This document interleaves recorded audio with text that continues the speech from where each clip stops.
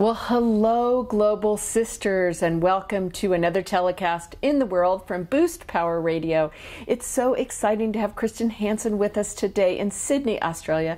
Kristen, introduce yourself to the Global Sisterhood and tell them a little bit about your story. Hi, Betsy, and hello, Global Sisterhood. My name's Kristen. I run a business called Hanson Performance, and we specialise in the neuroscience of leadership and sales and performance.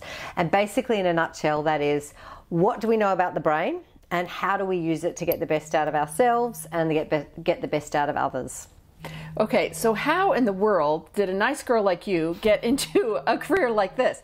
So go back a little bit and tell us, when did you develop like a passion for the brain, and how did you learn about how the brain works and how that really affects sales performance and businesses thriving? Great. Well, so my background was sales management for 20 years for companies like News Limited, Fairfax, Pacific Dunlop. And throughout that time, I guess I always managed sales teams, and I was always in charge of getting performance out of other people. So what I found interesting was when I studied coaching and I realized, wow, this is a world of opening up how to really get people into peak performance. I thought, I need to do this full time. I need to help people get the best out of their team members, because my team just started thriving when I changed what I was doing. And then the company that I had learnt the coaching through, the key person there had gone off and studied neuroscience and what was the background behind this. His name is David Rock. And so I sort of was following David and thought, I need to do what David's doing. I need to know more about this as well. And so he basically started a master's in neuroscience of leadership through Middlesex University in the UK. And when I was leaving corporate and thought, I need to do this because it's my passion. I need to help people thrive. I need to help managers get the best out of their team members, but I need to do it with science, because a lot of the people that I'm working with don't have a natural instinct or intuition around people leadership, and they need to understand a little bit more about the specifics and an evidence-based approach. So that's why I went and studied through this course, did that sort of remotely, and it was the best thing I've ever done. Right at that moment, I sort of was specialising. I was doing my coaching business, I guess, and I thought, this is my specialisation, because everyone was saying, you have to specialise in something. You have to target doctors, or you have to, and I was like, I don't want to target a specific audience. I love all people. I love working with anybody who wants to get the best out of themselves or their team members. So I thought, but I can specialise in this because I'm passionate about understanding how all this works so that we can, I guess, reach our potential. And that's probably the core of what I've always been most passionate about. Well, it sounds so exciting, and I think a lot of people are listening and saying, oh, okay, wait a minute. So can you give us like the 101 of brain science and the difference it makes to think through the brain science approach instead of just traditional motivation, right? That external motivation that we know really doesn't work, that you can't motivate someone. They have to choose to take action. So is there just like a couple basics for listeners to kind of understand? Sure. So in a 101 sort of, just instead of a 9-month variety or a 1-day variety, we'll just do a like 1.5 minute variety. This is a 1 minute variety of all of this life work.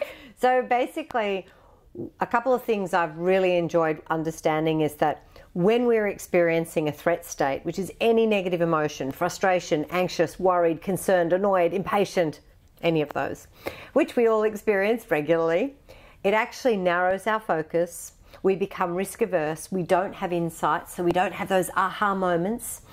We become problems oriented, and we're less connected with those we're working with. All of that happens as soon as we're in a threat state, because the part of our brain called the amygdala has recognized that we need to be in fight, flight, freeze response. So what happens is blood flow physically moves away from our prefrontal cortex, our thinking brain, and heads south so that we can punch someone's lights out or freeze or run. Or run, and so we're not designed to think under pressure. in that way. And so when I realized that and how positive it was to be in a reward state, open to risk, solutions oriented, more connected to others, insights oriented, who doesn't want more insights? That's when I thought I need to understand the science behind what can we do to be more in a reward state and help others be in a reward state. So that includes emotion regulation, that includes influencing others' emotions, and it also includes things like developing positive emotional habits every day that we can have to overall be more glasses half full, be more happy, be more cheerful, and bounce back from setbacks. So I think that's probably one of the core things that I really found beneficial. And then the concept of how to change, rewire your brain, if you like, through neuroplasticity is another really important one, that we're not stuck with what we've got. Every day we find that our world is great in some ways and challenging in other ways. And what I love is having this concept of Play-Doh up here. It's not fixed and immutable. It is not who I have to be just because I'm having a bad time or a tough week or a tough 6 months, or because I'm finding that I'm procrastinating or I'm worried or I'm fearful about something. I can change it. And I really am sort of really passionate, I guess, about helping people overcome their own obstacles, whether it be in leadership or personal leadership, to rewire their brain for success. So that's the area that I'm most fascinated about. Oh, goodness. It feels to me like this is so beyond only a sales tactic. This is really life success on every level. Totally. Because how many of us, believe the story that we make up in our head? Absolutely and true. then it better be a good one, is what I always say. Absolutely true. If you're going to make your reality, let's make it a really good one. And that's the thing that I think people don't quite realize, how empowered they actually can be by understanding what's actually going on up here. Your life can change significantly, and everybody else's life around you can also change significantly based on, what you're telling yourself, how you're dealing with setbacks, how you're interacting with others and influencing others, etc. But all of that you can do a lot more in a, I guess, intentional way than in some sort of default way where you just move through the world and it sort of works, and sometimes it doesn't work other times. And you go, I don't know what happened there, or you don't know why that person's annoyed with you or whatever. I sort of like to know what's going on, and at least then have some tools to understand either how to fix it or change it or how to avoid it in the future. Yes. Okay. So everyone listening is like, I need more of this. So I know you deliver your content in speaking around the world, and I know you have a fabulous book. So tell us about Traction, and you can do a little promo with the book. Please tell us all about your fantastic book, Traction. So Traction was designed for, I guess, initially our corporate clients. So we work with a lot of large corporate clients, and we were working with a lot of managers who wanted to have a bit more meat in between our sessions to study the science and to understand more about what we talked about. So it was originally designed to support our leadership programs, but we have found that people from all walks of life are picking it up, so that's great. And it's about leadership and performance. So a lot of it is about personal leadership, a lot of it is about getting the best out of yourself every day, but it's also about interacting with others and making that a positive experience, helping them perform, etc. So it is good for leaders, but it's great as well if you're a parent, because that's leadership as well. Or if you're influencing others on a committee or things like that, you can utilize all these techniques. So Traction summarizes our NeuroTread framework, and TREAD stands for how to think, regulate, engage, adapt, and develop with the brain in mind. So that's, pretty much a quick summary of my book. Oh, goodness. I was studying all about you for this interview today, and I was just fascinated by TREAD, and I was so excited to get to meet you. And so tell everyone about how your work is being used around the world, and I think we're lucky enough to have your work coming to Denver, Colorado. Yes, that's right. So, well, currently, look, it's historically it's been me in person, being wherever I can be. So whether that's Sydney, Brisbane, Melbourne, or Hong Kong, or Boston, or wherever, it's been sort of about that. Obviously, with this modern world, I am trying to make sure that we've got opportunities to share this information broadly. So one of the key things that we're doing around that is we're getting, we've got some great accreditation programs and licensing programs. So we have about 9 licensed people in Australia who run our programs for us, which is fabulous, and we are going to be opening that up to the world. So for any other leadership consultants or coaches or what have you who want to take a neuroscience approach, that's sort of going to be available pretty much in all countries. We've got now the program available to be delivered. We've now also, as part of that, developed an online program. So individuals can access that online program. It's an 8-week, essentially, program with information, small bite-sized pieces of brain little tidbits, and then some how do you rewire your brain today by doing X, Y, and Z, so some action-oriented things to create new high-performance habits. So that they're the 2 key things, I guess. And then, you know, in terms of travel, well, I'm sort of all about the place, depending on what we've got coming up. I've actually got quite a bit in Australia coming up in the next couple of months, and a little bit of New Zealand and what have you. But yeah, we do have, as I said, some people who even from here are traveling. So one of our licensed facilitators, she runs programs as well in Singapore and in Bangladesh. She's from Bangladesh. So she's also, she and I are combining, doing some work with a university in Denver, and that will be really exciting, where some of the modules will be including a neuroscience component from our NeuroTread framework, which is exciting. That is so great. Well, we always ask, just give us one tidbit. When along your path was it difficult or hard or challenging, and what would you share that you learned? Where to start? Which challenging or hard just bit? Pick one that's easy. So I would say that the biggest and hardest time for me was when I was doing everything and I was trying to be the key person who delivered, the person who did all the admin, the person who did all the sales, the person who did all the marketing, etc. And really it was all hats, and it was what I would call as a very heavy activity phase. Very hard to be strategic in that time when you're being everything to everyone.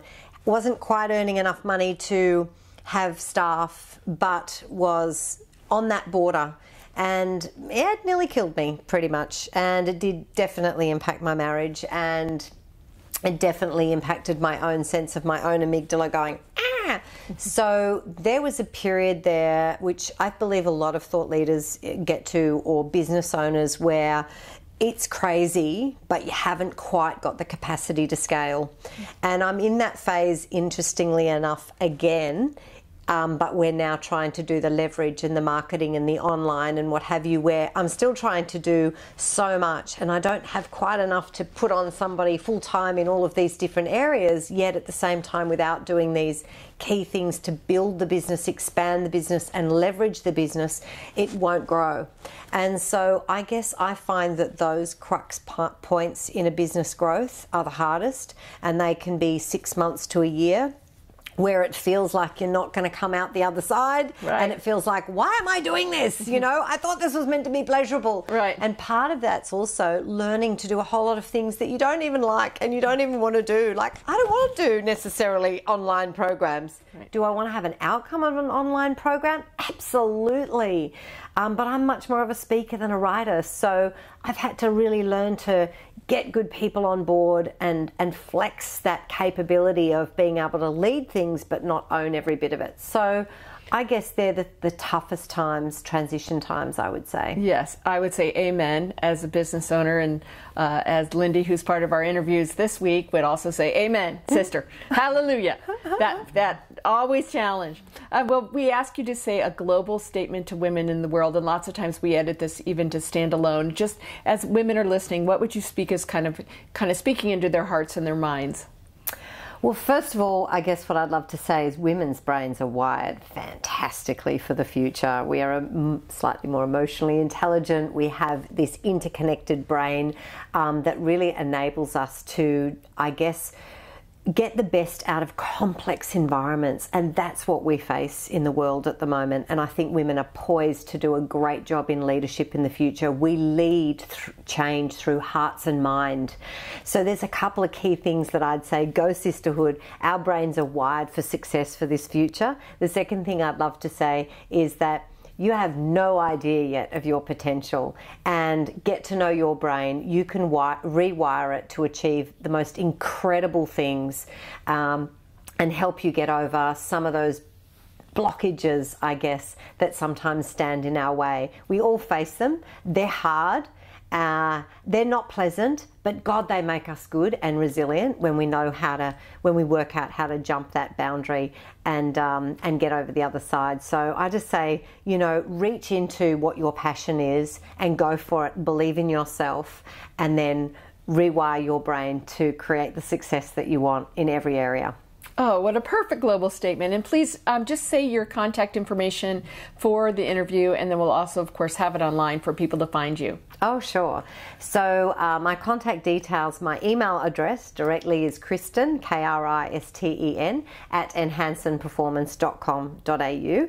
I'm on LinkedIn as well, so I'd love to connect with you on LinkedIn. I'm sort of always posting up things on that. And my direct number as well is Australia.